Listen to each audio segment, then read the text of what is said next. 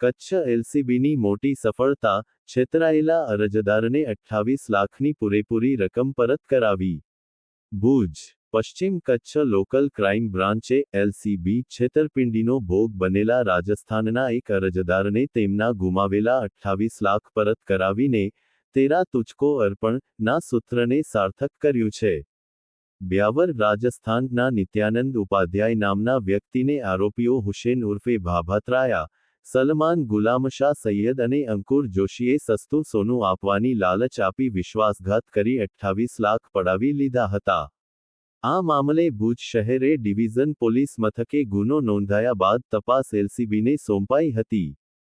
PI Makwana સાહેબ અને ટીમની કાર્યવાહી.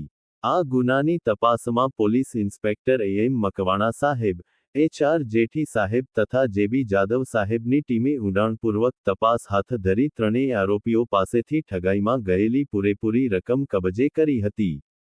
કોર્ટના હુકમ બાદ પોલીસ ઇન્સ્પેક્ટર એમ મકવાણા સાહેબ અને તેમની ટીમ દ્વારા આજે અરજદારને બોલાવીને તેમના 28 લાખ રોકડા પરત સોંપવામાં આવ્યા હતા. પોતાની મહેનતની કમાણી પરત મળતા અરજદારે પોલીસની કામગીરીના ભારોભાર વખાણ કર્યા હતા. Reporter દરકાસ Mokha, Ahmedabad દસ્તક 24 news.